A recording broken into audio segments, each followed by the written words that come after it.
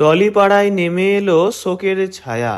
মারণ রোগের সঙ্গে দীর্ঘ যন্ত্রণাময় লড়াইয়ের শেষে সোমবার সকাল ৯টার সময় জীবনের পর্দা নামিয়ে দিলেন ছোট পর্দার পরিচিত মুখ অভিনেত্রী শ্রাবণী বণিক। হাসপাতালের বিছানায় শুয়ে অক্সিজেনের নিঃশ্বাসে ভর করে চলছিল তার শেষ কয়েকটা দিন।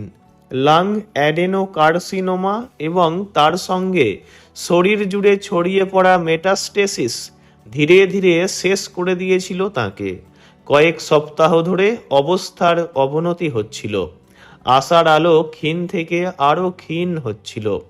শেষ পর্যন্ত সমস্ত চেষ্টা প্রার্থনা ব্যর্থ করে তিনি পাড়ি দিলেন না ফেরার দেশে।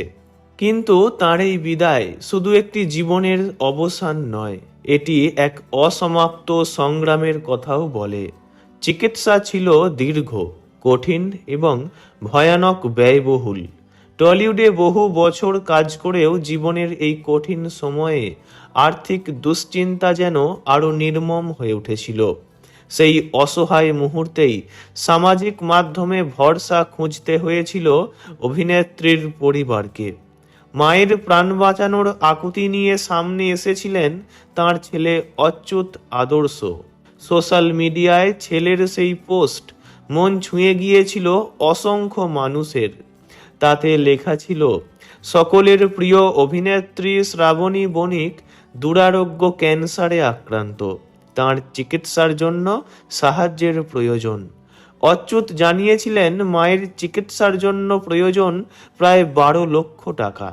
পরিবার নিজের সাধ্যমতো সব কিছু করলেও এই বিপুল অঙ্ক জোগাড় করা সময় সাপেক্ষ এবং প্রায় অসম্ভব হয়ে উঠেছিল।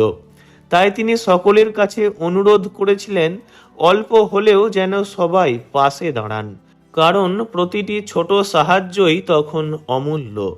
শুধু আবেদনেই থেমে থাকেননি অচ্যুত। ক্রাউড ফান্ডিং প্ল্যাটফর্ম থেকে মায়ের জন্য চিকিৎসার তহবিল সংগ্রহের উদ্যোগ নিয়েছিলেন তিনি। তবুও সময় বড় নিষ্ঠুর। অর্থ জোগাড়ের লড়াই চললেও শরীর আর সঙ্গ দেয়নি তার। তাই অকালেই চলে যেতেই হলো তাকে। শ্রাবণী বণিক ছিলেন ছোট পর্দা ও বড় পর্দার এক পরিচিত নাম। লালকুঠি, গোধূলি আলাপ, রাঙা বউ, সোহাগ চাঁদের মতো অনেক জনপ্রিয় ধারাবাহিকে অভিনয় করেছিলেন তিনি। আলো, ক্যামেরা, অভিনয়ের দুনিয়া থেকে অনেক দূরে বিদায় নিলেন শ্রাবণী বণিক। পরপারে যেখানেই থাকুন, ভালো থাকুন তিনি। ওনার বিদেহী আত্মার চির শান্তি কামনা করি। ভিডিওটি এইটুকুই। বিনোদন জগতের সব রকম খবরাখবর জানতে চ্যানেলটি অবশ্যই সাবস্ক্রাইব করবেন। ধন্যবাদ।